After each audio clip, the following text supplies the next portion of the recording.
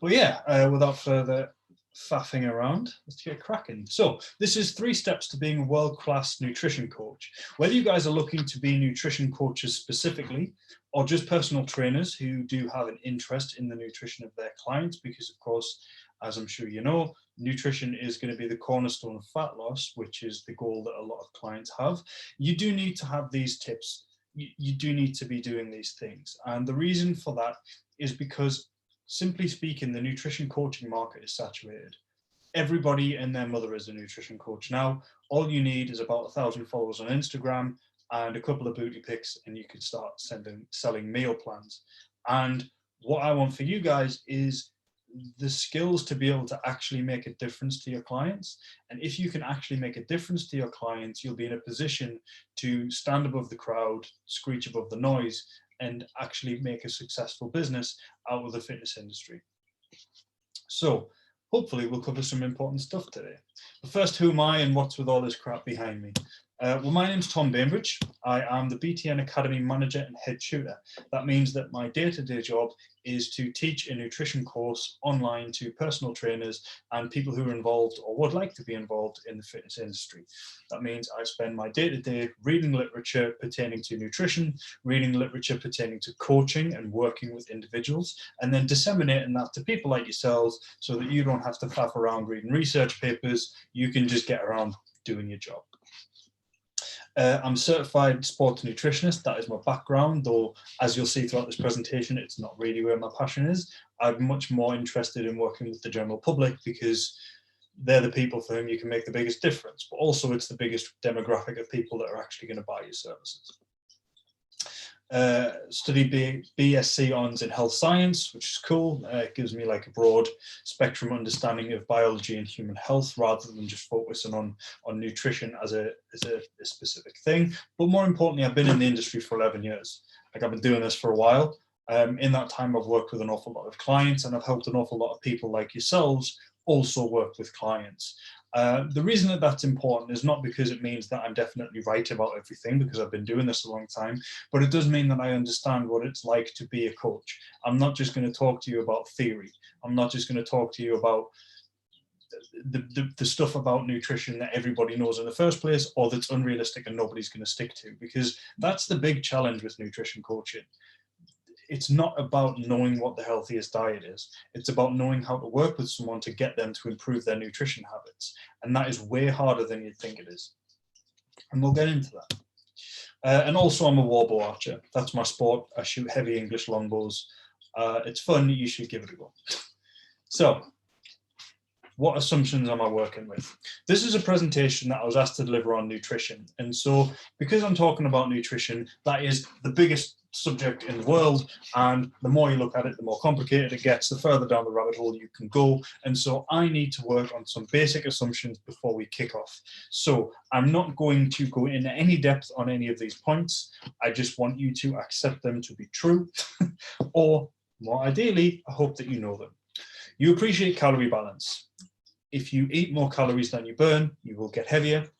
If you eat fewer calories than you burn, you will get lighter. You know how important protein is. If you get heavier and you eat enough protein and you lift weights, some of that weight will be muscle. If you eat fewer calories than you burn and you also eat enough protein and you do resistance training, you'll lose fat and you won't lose muscle in as much as you would do if you weren't doing that.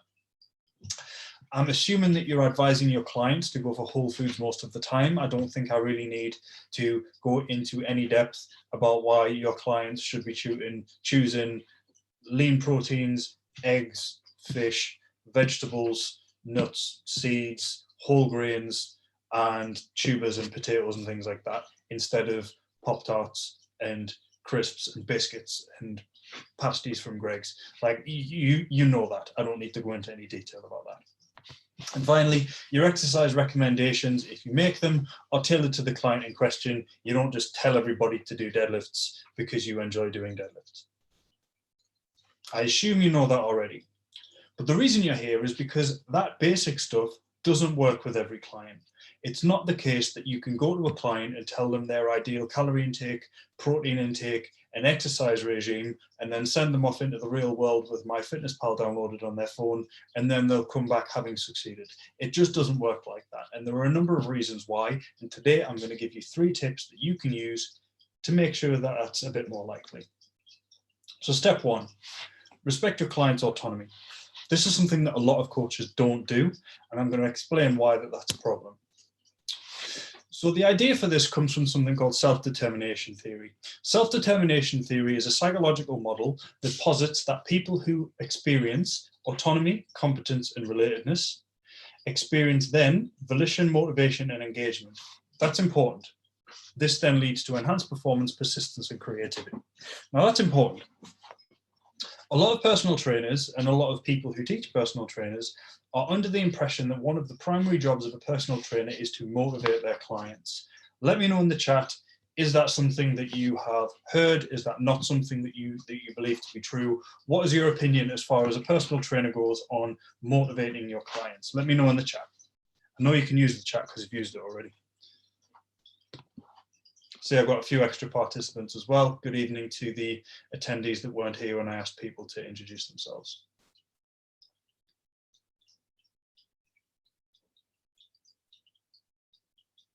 Everybody's shy. Terrible. So there is this idea that personal trainers motivate their clients, and says, giving clients the tools to achieve change. Absolutely.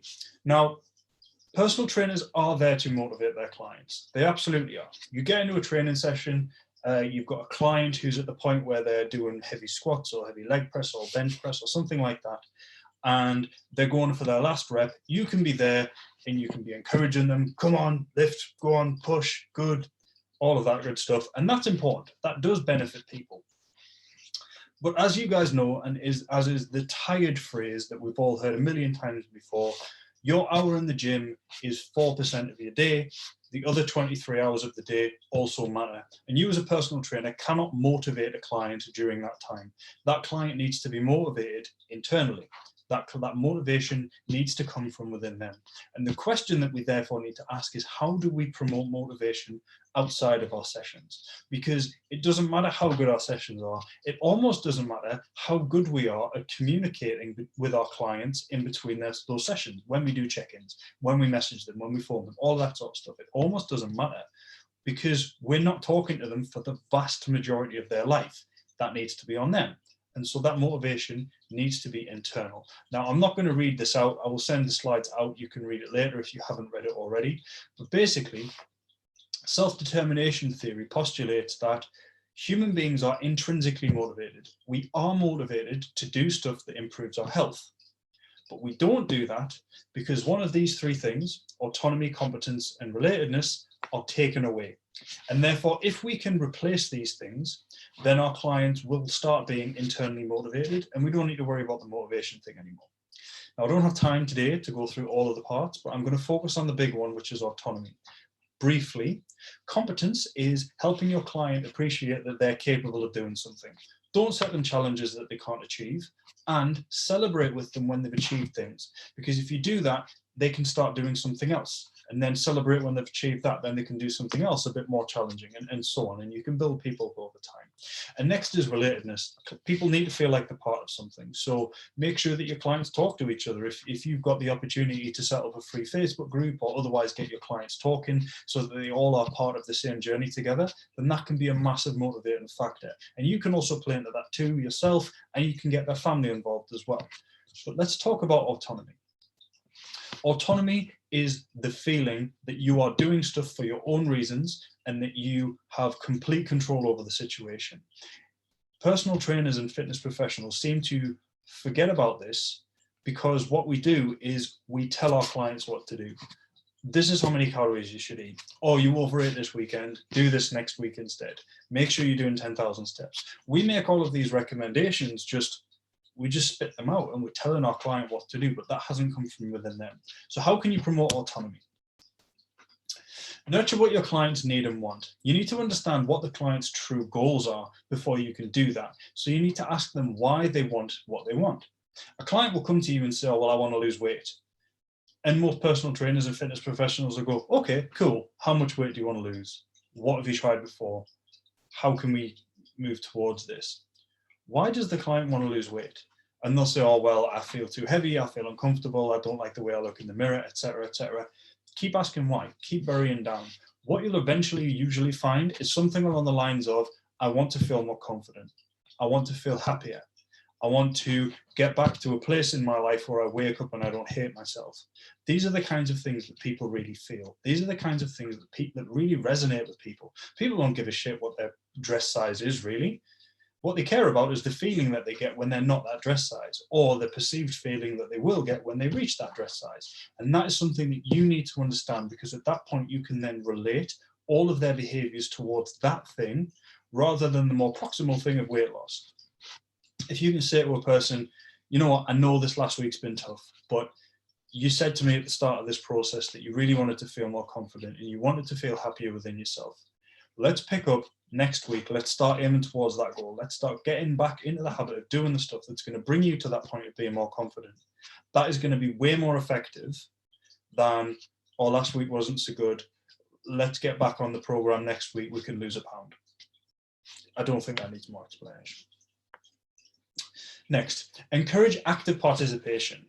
The client and not you are the expert. And so if the client is looking to determine what their best approach is to go for this social event that's happening this weekend, ask them to actively participate. Oh, cool. How do you think you can handle that? If you go into the gym, ask your client, today we're going to do some squats and then we need to do a hamstring exercise. We've got Romanian deadlifts or we've got good mornings. Which one would you rather do?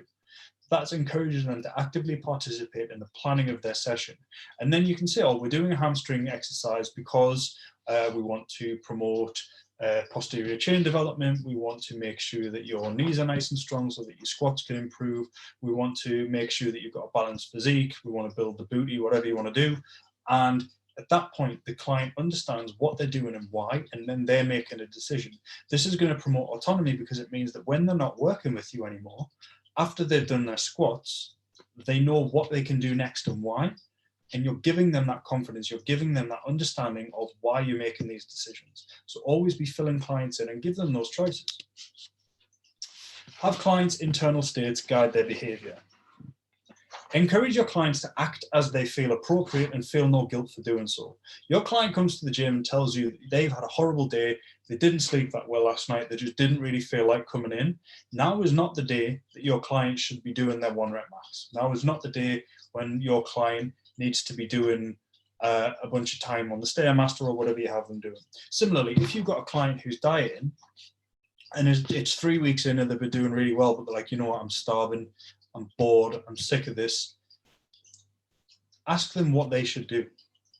All right, so your internal state, you tell me that you're feeling this way. What do you think that we should do to go through that? Do you think we should, and then you can make a few different suggestions. Perhaps one of those suggestions is they have a diet break.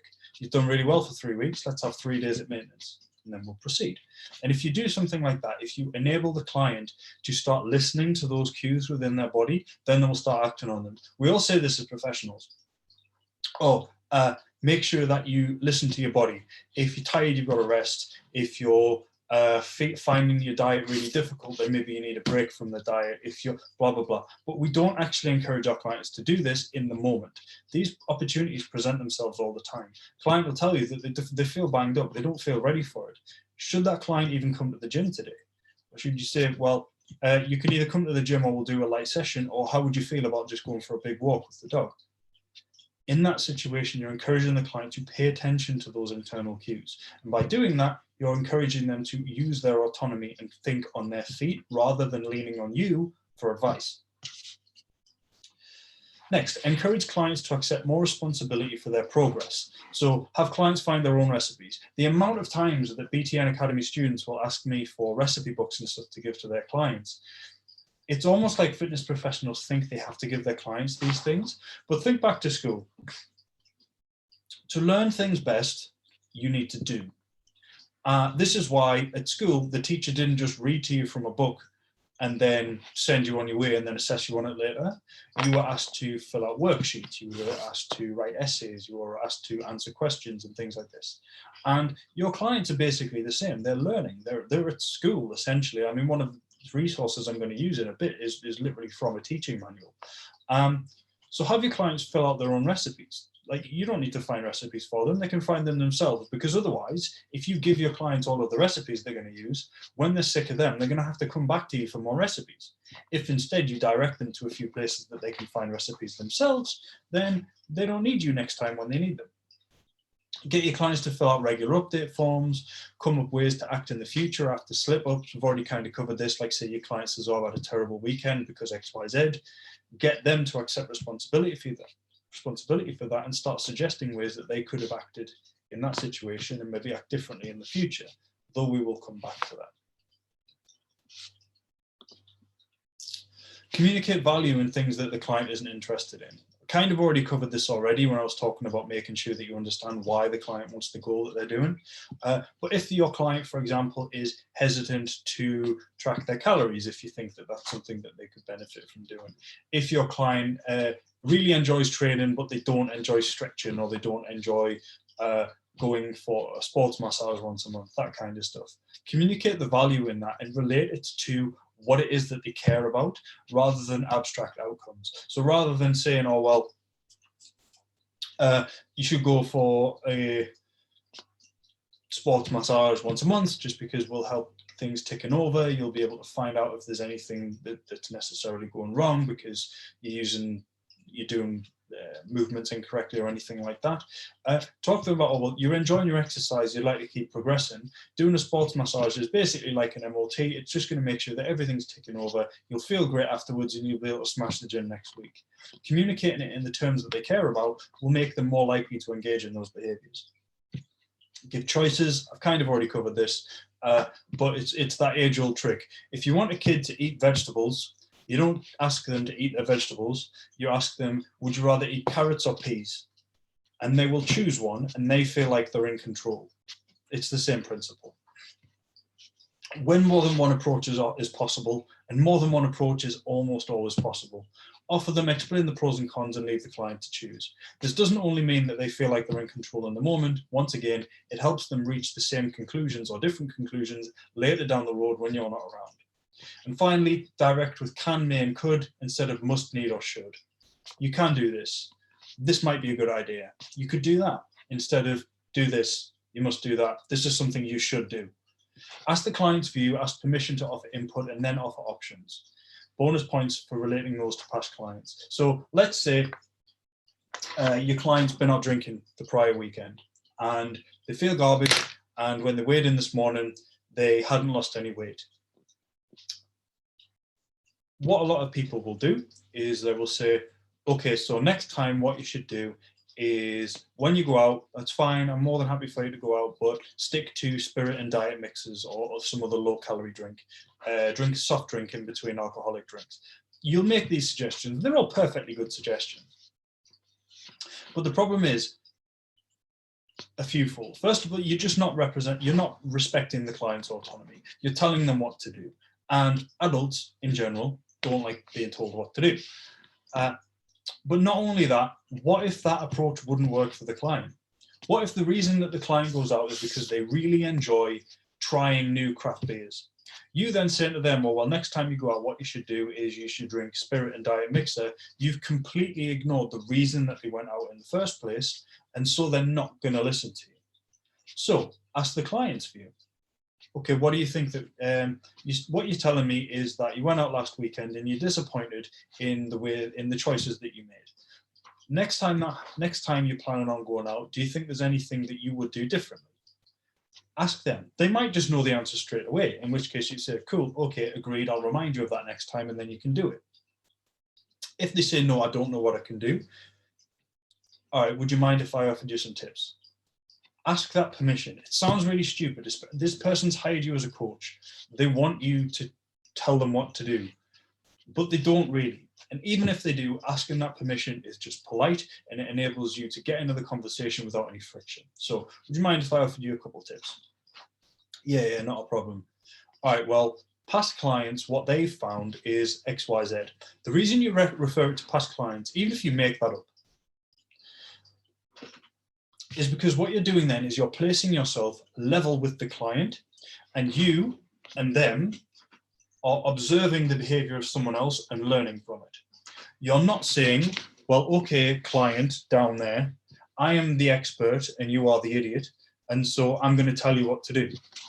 Relating it to other clients will almost always make the conversation go more freely. It will make them feel like they can input, it will make them feel like they can disagree, and it will leave them feeling empowered rather than as if they've been spoken to like a child.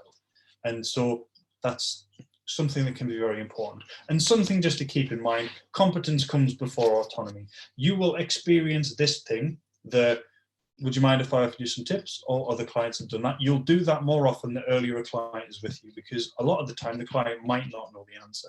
And so you do need to be prepared to have those direct counseling methods. So get used to asking permission to offer input. Get used to saying, oh, well, X clients have done this.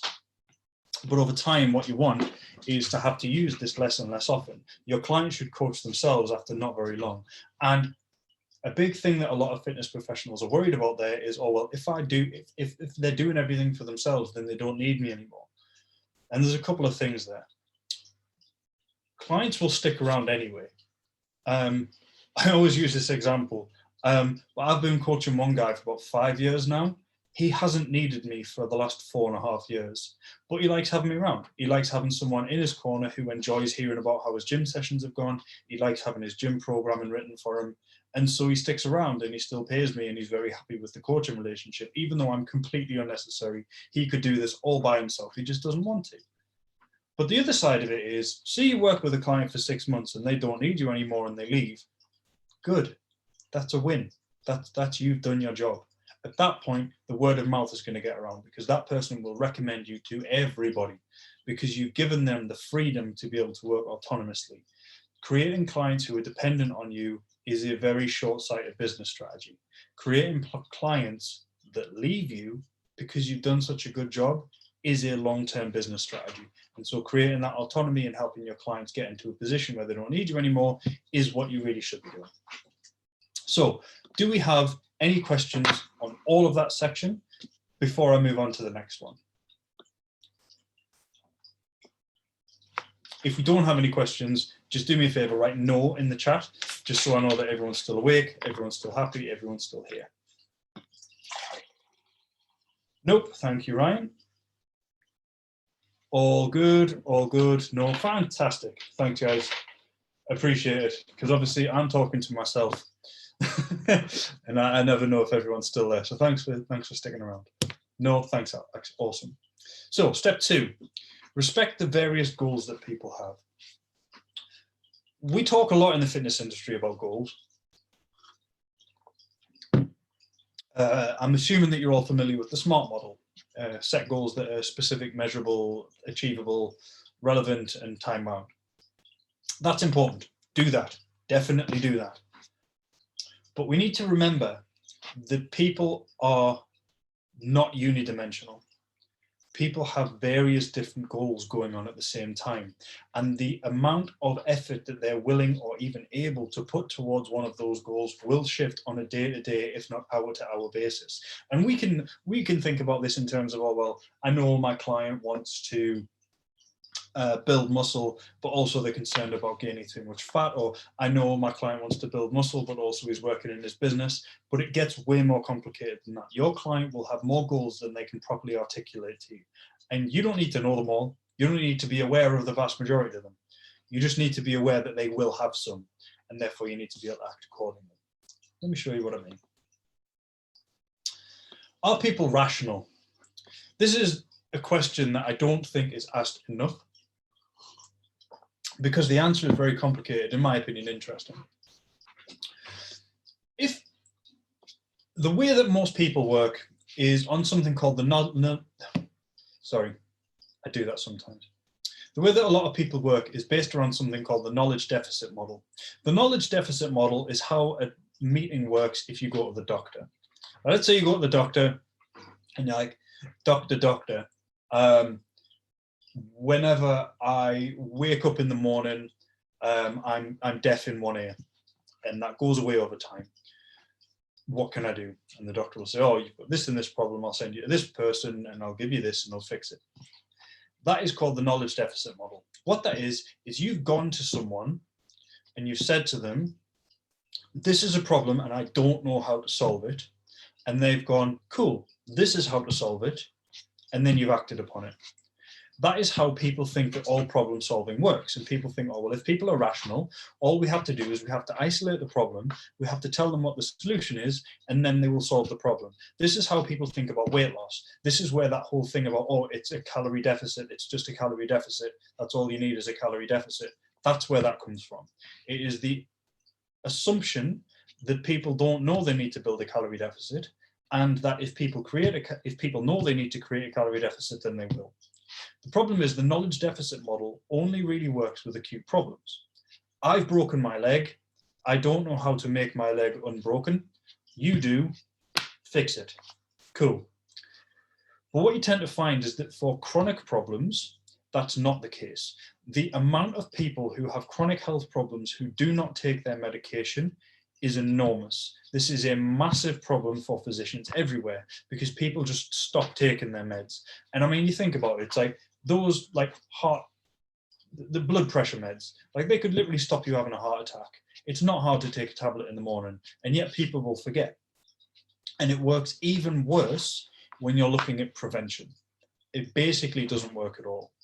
If you are saying to someone, do this so that this potential problem is less likely to arise, knowledge deficit model doesn't work. Just telling them what the solution is categorically will not work. It'll work for some people, but not for most. So, does that mean that people are irrational? Well, think about it this way. You shouldn't drink. Alcohol is bad for you. There is no amount of alcohol that is beneficial, and research is fairly clear that consuming alcohol pretty much at all, if it has an effect, it's only going to be negative, and at a certain point, it's definitely going to be negative. You pretty much know that. Who here drinks? Let me know in the chat. Like ever. Me? Cool. Me too. I just did a Facebook Live in which people were asking me for wine recommendations. So yeah, I also drink. Does that mean that you are rational? Sorry, irrational? No, of course it doesn't. It means you're completely rational, but it means that you have goals outside of just physical health. Because if your only goal was physical health, then you would never drink. But it's not, and that's why it's a good illustration. First of all, you need to think about immediate versus abstract consequences. If you tell someone not to touch a hot stove, they won't. And the reason that they won't is because when they touch a hot stove, it will hurt right now. And it's very easy for people to comprehend problems that are going to arise like right now. It's very easy to do that. Don't eat arsenic because it will kill you right now. All right, I probably won't eat arsenic. However, if you want to say to a person, probably don't have that greasy, crappy sandwich for breakfast and a can of Monster, and then a big lunch, and then fish and chips for your evening meal, and then a pizza later in the evening, every day for the next 40 years, because if you do, then you're more likely to potentially have a heart attack down the line. Everybody will think, it'll never happen to me. Nah, I'll be fine. I'll be all right. Or they'll even think, it might happen, but it's ages away, I'll worry about it later. Abstract consequences are very difficult for people to feel an emotional connection to.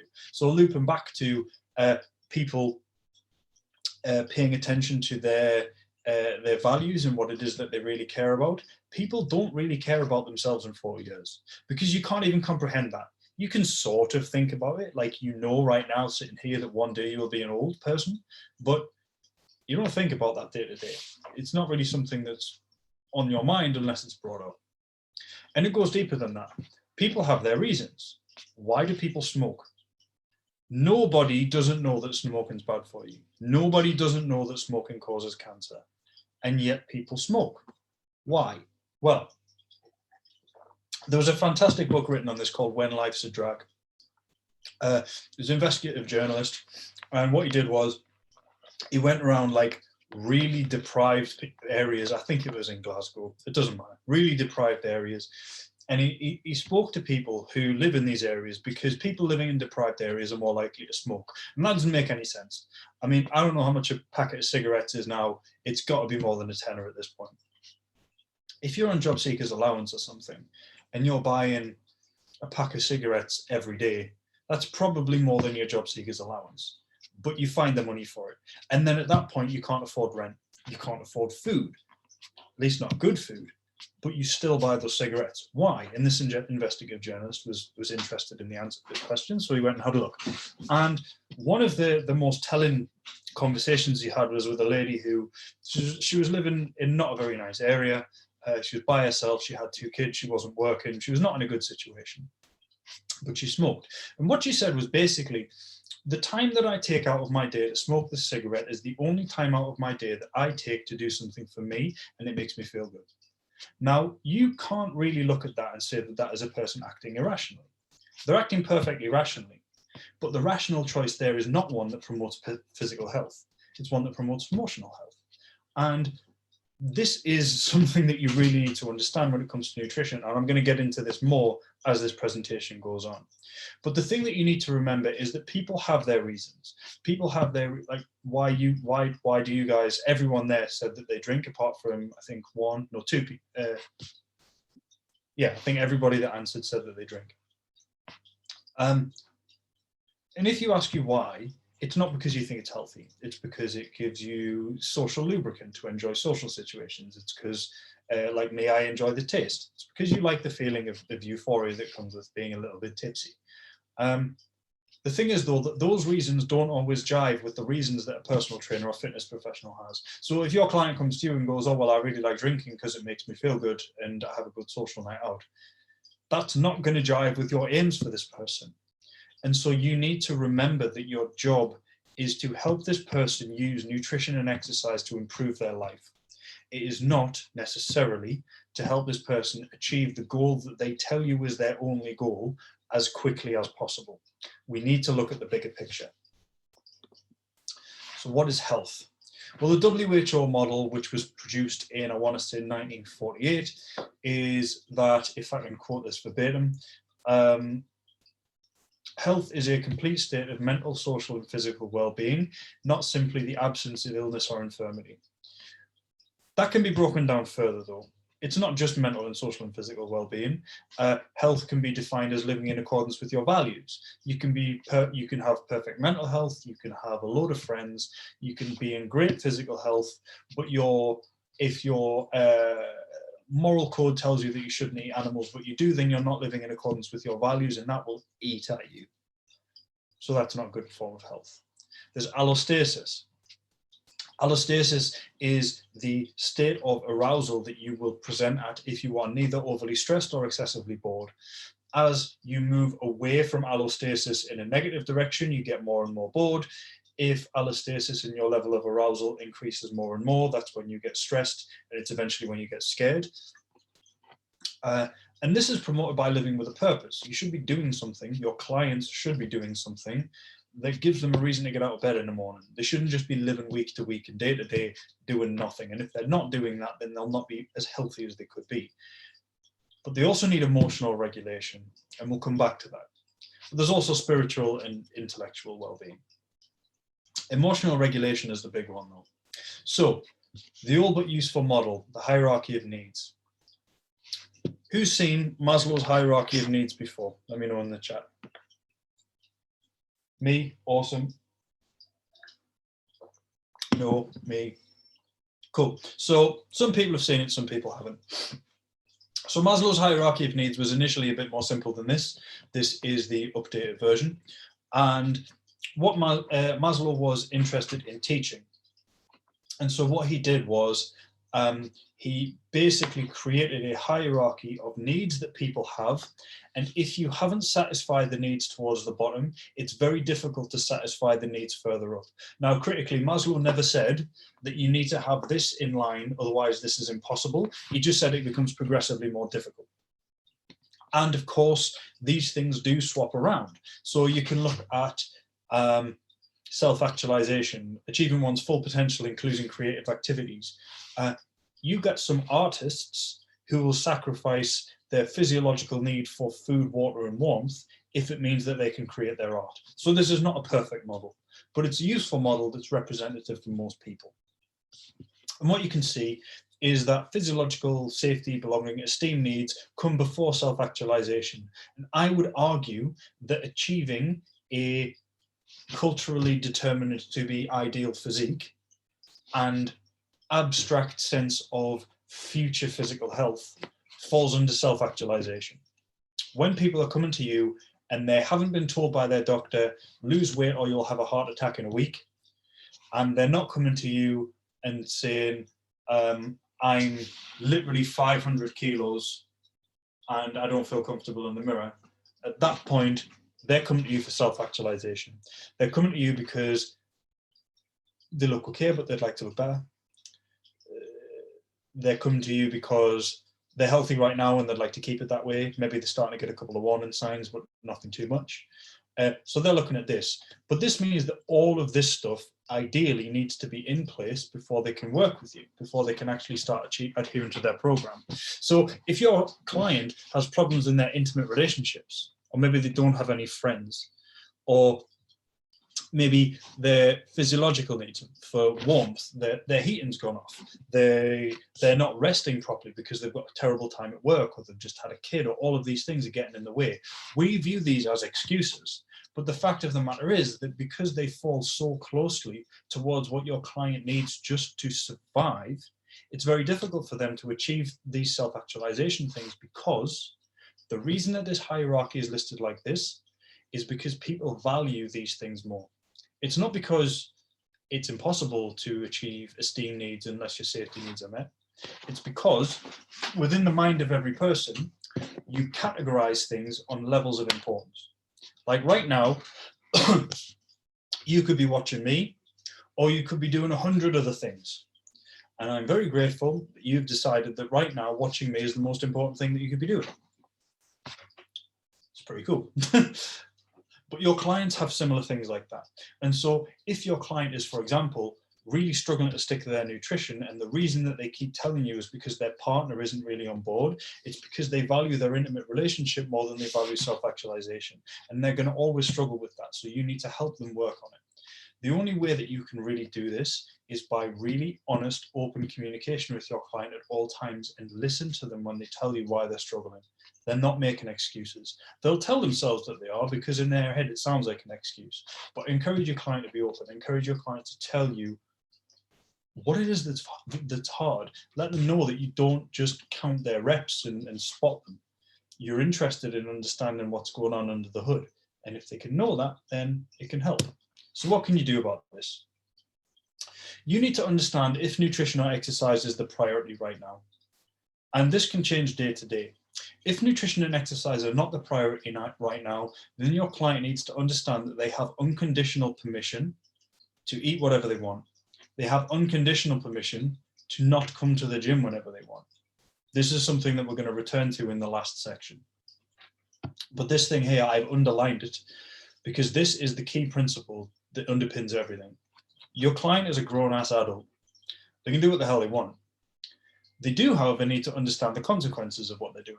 And so if your client says, you know what, I've had a really stressful week, I'm going to get home tonight, I'm going to crack open a bottle of wine, I'm going to order a pizza, and I'm going to sit and watch Netflix, and then tomorrow I can't be bothered to go to the gym. That's fine. You can't stop your client doing that. And if your client does that, the police won't come round. They have permission to do that. You're not going to rage at them. You're not going to be annoyed at them. All you're going to do is say, okay, that's something that you did. Awesome. Let's crack on next week. Let's make next week a good week. The only reason that they shouldn't do that is if it's going to contravene the goals that they've set. So let's say your client wants to lose weight and they're going to go and have that evening. They've got permission to do that, but they need to understand that that is going to affect their weight loss this week. And this is the thing. You need to understand balance in its truest sense, because health and nutrition are long-term things. If your client's goal is weight loss, and this week they do a bunch of stuff that stops them losing weight, that's fine, because they can lose weight next week. If your client is not in the shape that they want to be in 12 months' time, it's not because of what they did this week. It's because of what they did this week and next week and the following week and the following week and the following week. And similarly, if your client is in the shape that they want to be in 12 months' time, it's not because of what they did this week. It's because of what they did between now and then. And they need to understand that too. And that means that they do have the unconditional permission to fall off track as often as they want. They can not bother coming to the gym for 2 weeks at a time. They can not bother eating as well as they could do for weeks at a time. But they need to appreciate that that will set them back. And if that's fine with them, because right now other things are the priority, then that's fine. And what your job is at that point is to provide them with the best advice that they can adhere to within the current situation. All right, maybe you can't get to the gym every day, but at least what I want you to do is update me to let me know that you're still keeping up with your steps, because you can do that. Cool, you don't have to eat a plan, but do you think that you can still keep on top of your protein intake? Try to find some happy medium, some kind of compromise that your client can stick to. And then it's like, right, okay, in 2 weeks' time, when this really rough patch at work is over, what can we do to get in? What can we get into position from 2 weeks' time to make sure that you start making that progress again? And the client will give you suggestions, and it's like, right, cool. I'm going to hold you to that. For the next 2 weeks, we're just going to cruise. I still want you to do these things, but then in 2 weeks' time, by having those conversations and never ever judging and not letting your clients judge themselves, you do then eventually create a situation where it does become a lifestyle change. It becomes something that they do all of the time because it's not something they have to do all of the time. Personal trainers like yourselves, like, how often do you just have a night out and just sod the nutrition off? Or how often do you skip the gym because you've got a social situation that you'd much rather attend than go to the gym, and it's just going to get in the way and you can't work it out? Or perhaps work's been really busy so you can't get to train. Like, we all do this. But for whatever reason, people who are at the start of their journey don't think that you can. But by understanding that the changes happen over such a long time frame that it literally doesn't matter, by doing that, your client doesn't judge themselves. And this brings me to the next one.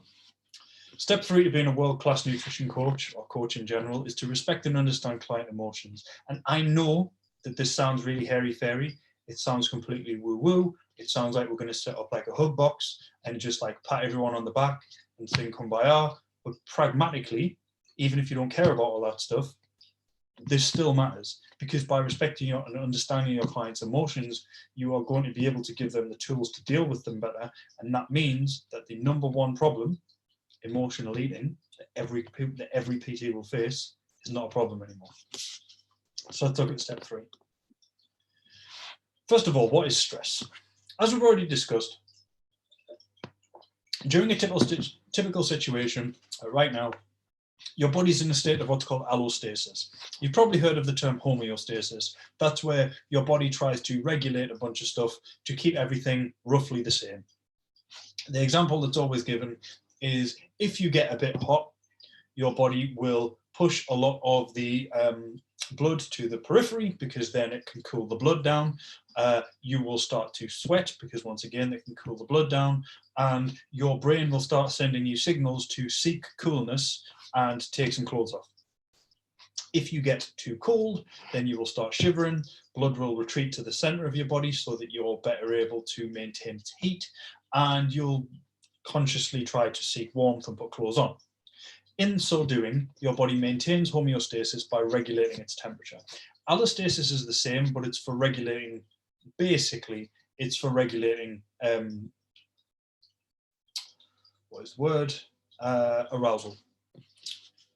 So a stressor provides allostatic load, and this pushes you away from allostasis. That stressor could be you are being chased by a wild animal, or it could be that you've just broken your leg, or that it could be that you've just had a bill come through the door that you weren't expecting that's a bit big and it's going to be hard to pay.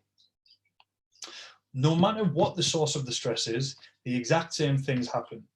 You get activation of the hypothalamic pituitary adrenal axis, and you also get activation of the neuroadrenal system. What this basically means is that a bunch of stuff happens that leads you with a bunch of epinephrine, norepinephrine, or adrenaline and noradrenaline, same thing, and cortisol floating around in the blood. These work in tandem to prepare you for the flight or fight response. This leads to increased heart rate, blood pressure, breathing rate, blood glucose, free fatty acids, and free amino acids. Your blood is traveling around your body faster, it's traveling around harder, and it's got way more nutrients in it. This is going to enable you to run away or fight something. You also have impaired housekeeping, so digestion, appetite, and reduced reproductive function, because all of these things are not immediately necessary if you're running away from a bear. Running away from wild animals is not a time to copulate or eat stuff. And then over time, feedback loops in the brain act on the hypothalamus to reduce both of these systems and restore allostasis. So something happens, you get heightened levels of everything, and then you get calmed down. And that does a load of different things. And if you want to know about stress, I'm going to recommend our course at the end of this. But if you want to learn about stress and the effect that has on the human body, do check us out. But let's look at it about appetite. Stress reduces appetite because it shuts off a whole bunch of things, including digestion. And as I say, this makes evolutionary sense. Animals who are attracted to food while they're running away from predators got eaten. The animals that weren't attracted to food when they were running away from predators didn't. They're the ones that reproduced, and down the line, that's how evolution works. And this is shown in studies. So if you take rats and you stress them out, they stop eating. And it's a dose response. The more stressed out you make a rat, the less it will eat. It's pretty much a 1-to-1 ratio. And the same thing happens in human beings. Human beings report reduced appetite when they're stressed. However, this is not the case when you're surrounded by hyperpalatable foods. Hyperpalatable foods are foods that contain any combination of salt, fat, sugar, free glutamate, and starch. Free glutamate gives you the umami flavor. If you've never heard of that, if you can imagine eating Parmesan cheese or soy sauce or anchovies or olives, it's that really nice, savory taste. That's umami. You get it to some extent in all foods that contain protein other than dairy, and humans like it. And we're surrounded by it all the time. This is what processed foods are. This is what all those really tasty things are. They're combinations of all of that stuff. That combination doesn't really happen that often in the wild. It's something that has been manufactured, and we are not equipped to resist it, especially when we're stressed. So 50% of people will eat to deal with stress, and it was found in one study that 73% of students snack more during terms of exams. This is something that's very, very, very common. Although your appetite, your physiological hunger is reduced during stress, your behavior of eating hyperpalatable foods is increased, and this is something that happens to your clients. Next, you've got neurotransmitter Y, which acts as an anxiolytic. So, as I mentioned, you get all of this good stuff kicking about, and over time, feedback loops in the brain act on the hypothalamus to reduce you back and bring you back to allostasis. Part of that feedback loop is neurotransmitter Y. And one other thing that neurotransmitter Y does is it increases your hunger.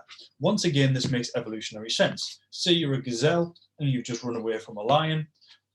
You're now away from the lion, everything's back to normal, so your body utilizes feedback loops, including neurotransmitter Y, or the antelope equivalent, gazelle, I think I said, the gazelle equivalent, to bring it back down to baseline. Cool. That gazelle has just run away from a predator. It's just burned a ton of energy. It needs to replace it. And so it makes evolutionary sense that after a stressful event, you will feel more hungry. Because once again, I've said, the stress response is the same regardless of the source. So just because the stress that human beings are under in the modern world has got nothing to do with being chased by predators, your body doesn't have any other way to respond. And so it responds in the same way, which in the modern world is inappropriate. Hyperpalatable food intake increases endogenous opioid secretion, which is also an anxiolytic. So you've got a bunch of different systems within your body. One of them is the endogenous opioid system. Most people here have heard of opiates. You're talking things like heroin, methadone, or morphine that you might get in a hospital. What these do is they hijack your body's endogenous opioid system, which calms you down and reduces pain. Well, A much less strong version of that is your endogenous opioid system. It reduces anxiety. Anxiety is a big problem for people who are under a lot of stress, because stress, funny enough, increases anxiety, and anxiety is not very nice. You don't like feeling it. If you eat hyperpalatable foods, this activates the endogenous opioid system, which reduces your anxiety. What that means is that emotional eating works. It will make you feel better. If you're anxious and you eat some cookies, you will feel less anxious after you've eaten them cookies. And this, of course, will then lead to Pavlovian conditioning. Pavlovian conditioning is that thing where if you do something you enjoy at the same time or just after doing something that you're not bothered about, eventually you will associate the thing that you weren't bothered about previously with enjoyment. The classic example was Pavlov's dogs. So Pavlov was a behaviorist, like one of the early psychologists. And what he did was, every time he was going to feed a dog, he rang a bell. Dogs don't care about bells, but he rang a bell every time he fed the dog, and eventually it got to the point where he could ring the bell and the dog would start to salivate. Same basic principle. This eventually leads to, over time, a person who always eats when they're feeling anxious, starting to, as soon as they feel anxious, thinking about food. It's very easy to see how that habit can occur, because it's very effective. And finally, stress reduces mesocortical communication while increasing mesostriatal.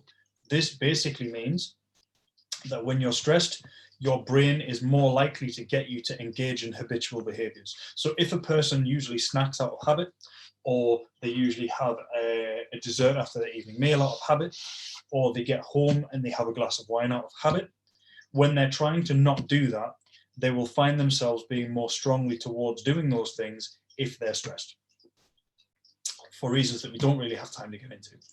But basically, the mesocortical communication is communication from your like really old lizard brain to your forebrain, which is where your executive function is. That is, I've got a craving, no, but I'm going to resist it. I'm going to be good because I want to lose weight this week.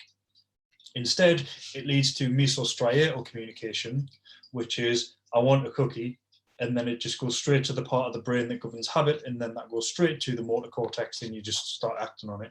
This is why when you're stressed, sometimes you drive to work by accident, or you'll walk into the kitchen and just like open the fridge. You're not hungry, you're not looking for anything, you don't want anything, but you just walk in the kitchen and open the fridge, because you're engaging in the habitual behaviors, because your frontal cortex is busy focusing on something else. And when you're stressed, that's more likely to happen. Now, what can we do about this? That's a lot of stuff. I'm giving you a lot of facts there, but I haven't actually told you anything that you can do about it, which is useless. So, what can we do about this? The main thing that you as a fitness professional will need to deal with is these things. It's the, when I'm stressed, I eat to make myself feel better. And this can lead to a really negative cycle. It's usually referred to simply as emotional eating.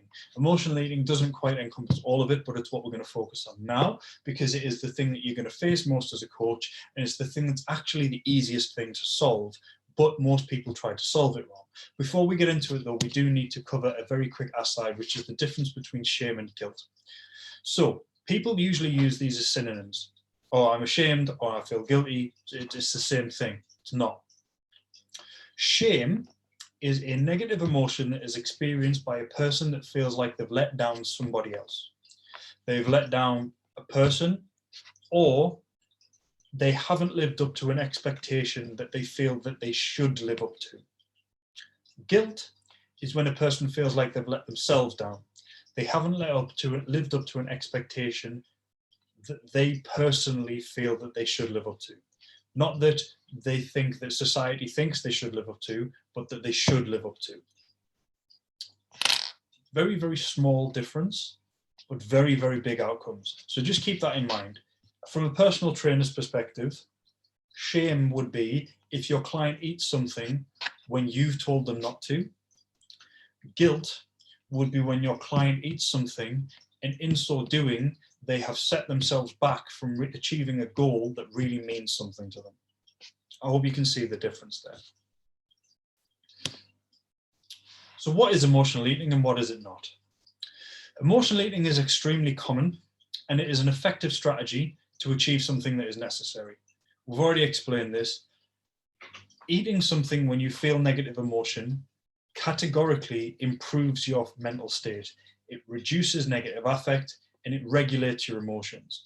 Human beings need to be able to regulate their emotions. A human being that can't regulate their emotions is someone who usually ends up in prison, or somebody who usually ends up with very, very poor social relationships, because people don't like people that can't regulate their emotions very well. Well, put on the flip side, a person that feels really negative, a person they feel really down, they feel very sad, they feel very stressed, if that person can't regulate that emotion, it's very easy to see how that can lead to something close to, if not being, major depression, and that can lead to a whole bunch of negative things that nobody wants. So yes, people need to, when they feel sad, be able to not feel sad anymore, and eating something will achieve that. It's also relatively benign. There are far worse things that you can put in your body when you feel sad than cookies. So I don't think I need to go any further into that. Y'all can fill in the rest. But it is also something that may slow fat loss or prevent weight loss maintenance. So a person who is trying to lose weight may be held back by emotional eating, or a person who has lost weight might find that they put weight back on due to emotional eating. So it's extremely common, it's relatively benign, it's very effective, but our clients might not want to do it very much because it is holding them back from achieving their goals. So what is it not?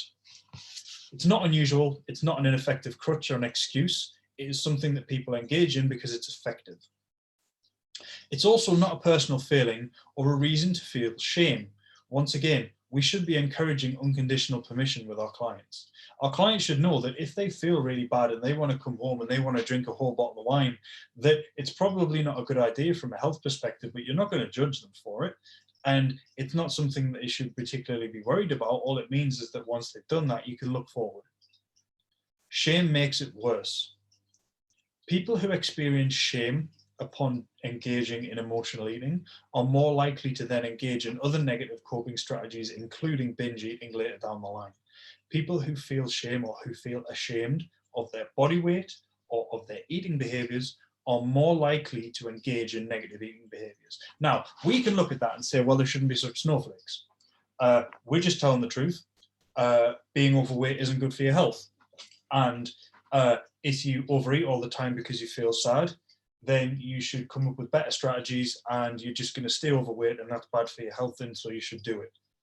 It's okay to think that. Like, I'm not going to tell you what to think, but just look at it from a pragmatic perspective. If you're saying that because you want people to improve their health, it's not going to work, because what you're going to do there is you're placing an external pressure upon them that they might not be able to live up to, because you're encouraging them to feel ashamed. When they feel ashamed, they're more likely to, and it continues. It's very easy to see how that can happen. So it doesn't work. It's ineffective. And so we then need to ask ourselves, okay, then, if it's not effective, why else would people say it? And people say, oh, I'm just being brutally honest. But brutal honesty that doesn't lead to a positive outcome is engaged in by someone who's more interested in the brutality than the honesty. So when people repeat these things, it's not for the benefit of people that they're talking about. And in terms of yourselves as fitness professionals, you want the best for your clients, either because you care about them or because their results are going to get you more clients. It doesn't really matter which way it is. The fact is that if we encourage people to feel shame about their weight, about their eating behaviors, it leads them to worse behaviors. And we're supposed to stop them doing that. So, emotional eating is also not a guaranteed problem if healthy compensatory mechanisms are in place. It's also not something that you need to stop doing. So what do I mean by that? Emotional eating is a hammer. And as you know, if you've only got a hammer, everything looks like a nail. The answer to that problem, however, is not to take the hammer away, because then you've got no tools at all. The answer to that is to buy more tools. And it's exactly the same principle. If a person is regulating their emotions simply by eating stuff, and they try to then stop emotional eating, or you try to help them stop emotional eating, what you're doing is you're taking a person whose ability to regulate their emotions is contingent on their ability to eat food, and then taking that food away. And that obviously leaves someone with an inability to regulate their emotions. It's going to lead to one of three things. They're not going to regulate their emotions, they're going to feel worse. They're going to fall straight back into food, but because you've tried to stop them from doing that, they're going to feel shame, which is going to lead to a spiral. Or they're going to turn to something else, like alcohol or drugs or people that they shouldn't be associating with. And so it's very obvious why that's not a very good strategy. And the problem is that this is how most people try to deal with emotional eating. Instead, what we want to look at is we want to look at crowding out the hammer by providing so many tools that actually the client only turns to food occasionally. And as we've said, that's not a problem if healthy compensatory mechanisms are in place. So what are some healthy strategies? Sorry, these are the wrong way around. So what things can we put in place for people to better regulate their stress? Well, first you need to moderate training and dieting stress when lifestyle stress is high. As I mentioned earlier, it doesn't matter what the source of stress is, the stress response is the same. And that means that multiple sources of stress all add up to a greater overall stress response. Training and being in a calorie deficit are both stressors. And so if a person's got a really stressful time at work or in family or something like that, having them training really hard and dieting really hard is generally speaking a bad idea. So that's a time when they could maybe look to maintain their weight. It's when they could maybe look to deload their exercise or exercise less frequently or exercise in a more fun modality instead of just doing squats and deadlifts if they don't enjoy doing those things. I said at the start that we'd have a break in the hour, but I'm about 10 minutes off done, so we'll just crack on through. Encourage your clients to schedule and diarize and stop wasting time scrolling through social media and doing other stuff. When asked, one of the biggest reasons that people say that they are stressed is because they don't have time. And it is to an extent true. People have less time than they used to. People are commuting longer, people are working longer hours, and people generally speaking are less connected to their family, which means that they don't have as much in terms of childcare available and stuff like that. So people do have less time, but you don't make it any better by not scheduling your time, and you don't make it any better by by wasting time scrolling social media. So when your client does say, oh, I didn't have time for that, or I don't have time for that, it's worth discussing with them. All right, like, do you have a schedule with your time? What stuff do you feel during the day takes up your time? How much time do you spend on social media? You can have these conversations with people and get them to not do that so much. Have your clients look to seek deeper social connections. That's a very difficult one to approach from the position of a coach, but if it does come up, it's something that you really can encourage. If your client's got no friends, and you'll find that because you'll say, oh, what are you doing at this weekend? And they'll be like, oh, nothing. I'm just going to be at the house. I'm playing some games, might do a bit of work. Like, you'll know when someone doesn't have a lot of friends. Encourage them to find some. Have you ever thought of taking part in this gym class? I hear that's really good. Have you ever thought of XYZ? Try to get them to include themselves in social situations, and you can get them to be exercise related if that's easier for yourself. Like, recommending exercise classes is a brilliant way to get people to meet people. Look to other things that enable relaxation: books, walking, pets, baths. When people are using alcohol or food to feel better about themselves, that is self-soothing rather than self-care. You're soothing yourself, you're helping to regulate your emotions. Get your client to find as many things that regulate their emotions as possible. And the way to do this is a very simple conversation. Why did you feel that it was so difficult to stick to your diet this week? Or I just felt really bad and I just wanted some food, blah, blah, blah. However the conversation comes about. Cool. What is it that you feel the food gives you? Oh, I don't know, it just makes me feel better, or something like that. You'd be like, cool. When you say you feel better, exactly how do you feel when you're eating that food? So I feel warmth, I feel comfort, I feel happy, something like that. What else gives you that feeling? And they'll list some stuff. Or maybe if they can't, say, okay, next time you come back, I want you to list out all of the things that give you that feeling, that specific feeling, and then repeat the feeling to them: happy, comfort, whatever it was. And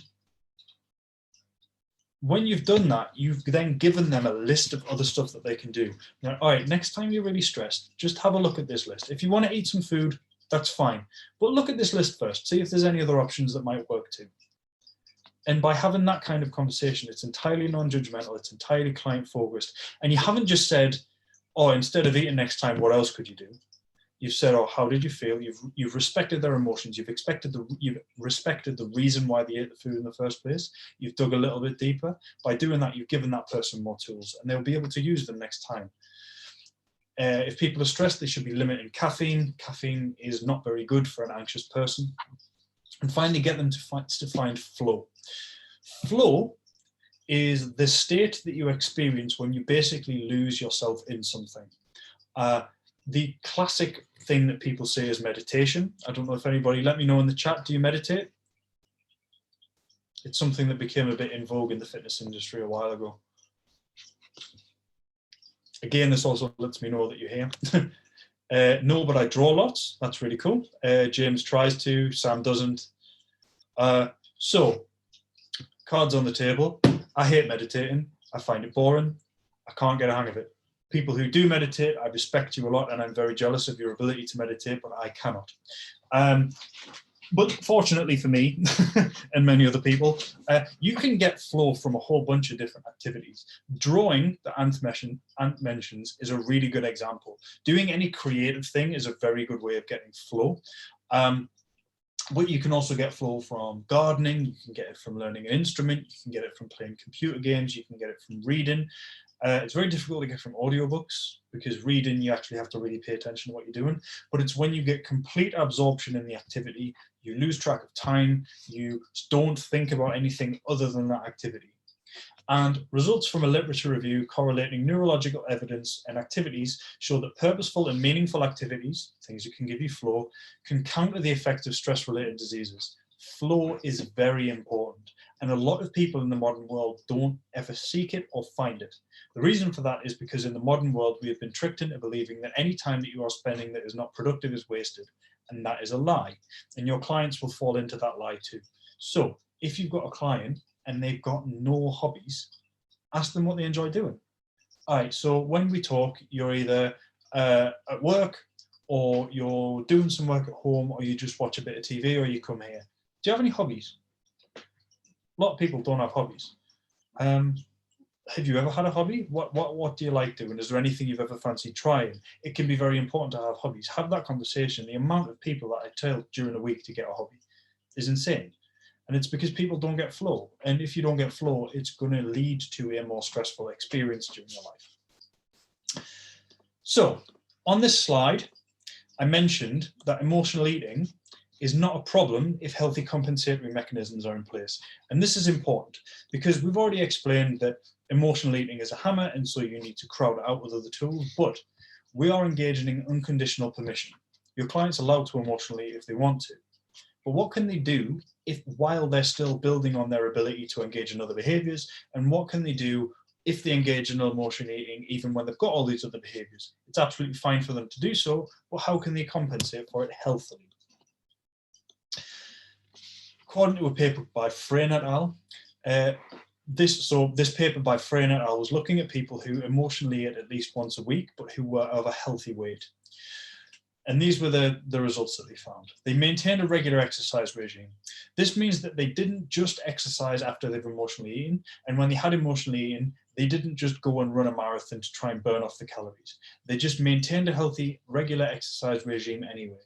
This is going to increase your average calorie burn, it's going to increase your lean body mass, and it's going to improve your mental state, reducing the amount of times that you emotionally eat. And so maintaining a regular exercise regime is very important. As personal trainers, I would think that you're encouraging your clients to do this anyway. They pay attention to their hunger and satiety cues the following day. This means that they didn't fast, they didn't purge, they didn't slam their calories as low as possible because they felt bad that they'd eaten more before. They just paid attention to their hunger cues. And what they found is that they usually ate a little bit less the day after they've eaten emotionally because they've overeaten, and your body will regulate your appetite to a degree, but they didn't overly restrict. Now, this might be harder in people with obesity. What is found in the literature on emotional eating is that people with obesity don't necessarily jive with their appetite signals as much. The hunger and satiety cues are a little bit out of whack, but they can still learn. It just means that they have to pay a bit more attention. And by encouraging people to do this, you're once again encouraging people to let their internal state guide them and not second guess everything. Because the knee-jerk reaction to someone who's trying to lose weight but has overeaten is to undereat the next day. And the problem is that that's going to be very difficult. And they're either not going to be able to do it, which will lead them to feelings of shame, or they'll manage and they'll be starving, and then they'll fail somewhere down the line. You don't want to be there. What you want to do is get people to return to generally healthy eating the day after they've emotionally eaten. Don't fall into the, oh, let's slam calories really low. If they want to compensate a little bit, that's fine. 100, 200 calories here or there, but pay attention to their hunger cues. If your client is really hungry the next day, don't reduce their calorie intake. Just get back to generally healthy eating, and they will continue to lose weight. It just might take them one day longer to reach their goal. Reflect on emotional eating as a loss of control and find value in the sense of autonomy felt through controlling this. When your client is talking about their emotional eating, ask them, did you feel in control of that? Like after you ate all of that food, how did you feel? Like, did you really feel better, or did you feel a bit bloated? Did you feel, oh yeah, I felt a bit bloated. I didn't feel that great. I felt a bit guilty about it, to be honest. And you'd be like, cool. So would you say that you lost control a little bit? How about we try to engage in a few other different things that might help you keep control? And by doing that, you empower them. You're not telling them to stop doing this thing. You're empowering them to be able to control that thing and do something else instead. Very different perspective. And finally, reflect on emotional eating as self-soothing rather than self-care. It's absolutely fine that you overate yesterday. I know you had a really stressful day at work, and I hope the Chinese was really nice and it made you feel better. But how about we look at some strategies to put in place in the coming weeks so that you don't ever get into that position again? And that's when you can introduce all of this good stuff. And there we are. So to recap, the 3 things that you need to do: respect your client's autonomy. They are the ones that are in charge. They know their lives far better than you ever will. And that means that they're the ones that need to come up with the solutions when there is problems. You can guide them, you can help them, you can offer to give them direct information, but ultimately they are the ones that need to come up with the solution that is going to work.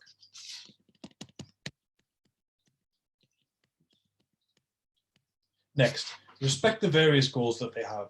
Your client's goal doesn't amount to fat loss or muscle gain. Your client's goals are dictated by this. They need to feel that they've got enough food, that they've got enough water, that they're warm, that they can rest well. They need to feel safe and secure. They need to have meaningful, intimate relationships. They need to have some friends. They need to find some prestige, and they need to feel accomplishment. They need to be living a life that's worth living and is actually aimed towards doing something. If you've got a client who isn't warm, who isn't sleeping, they live in a really crappy area, they've got no friends, they've just had a breakup, and they're working in a dead-end job that's going nowhere, it's very difficult to blame them when they find it hard to lose that last stone. I don't think that's hard to defend. And so you can't fix all of this.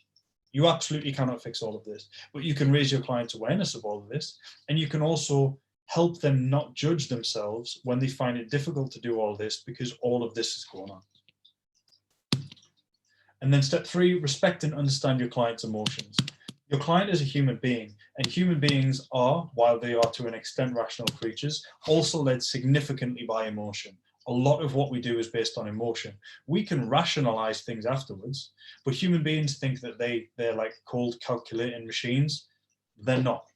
And so if we are not respecting our clients' emotions, we're going to miss out on a lot of what makes them them, and a lot of what drives them towards making the choices that they make. And there we go. So if you enjoyed this presentation, if you enjoy my style, if you enjoy learning about this kind of stuff, and you really want to get to the grips with nutrition and with coaching, then please do check out the BTN academies. We've got 2 courses. We've got a foundation course, which is a 10-module crash course in nutrition science. At the end of the day, if you're personal trainers, you will be asked about nutrition. And so it's going to be important for you to understand fact from fiction. You might not want to know about it in depth. You might not want to be a nutritionist, but you need to know at least what's true and what's not, and the foundation course will give you that.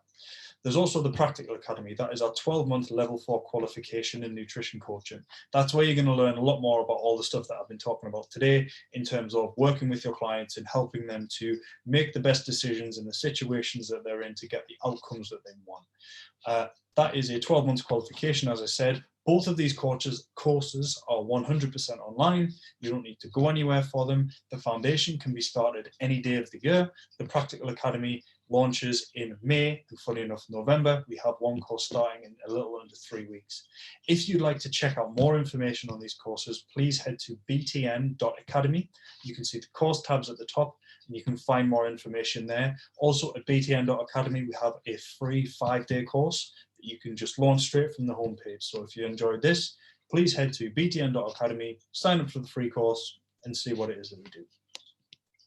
References. Do we have any questions? Is there anything else you'd like to know on any of these topics? Or was that the perfect presentation and now you're just world-class coaches already? You don't need to know anything else? Let me know.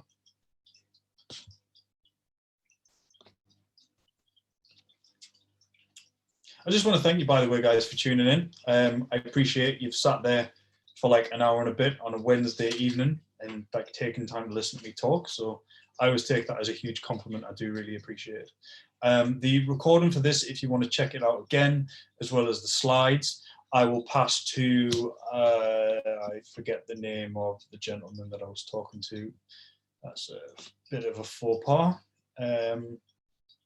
James, I'll pass all of that to James. So if you want to check this out again, if you want to check out the slides, have a look through the references, make sure I wasn't lying, you can do that. But once again, thank you very much for tuning in. If you don't have any questions, you can feel free to go back into the wilderness. And yeah, please do check out the foundation course, check out the practical course. You'll really enjoy it if you enjoyed this.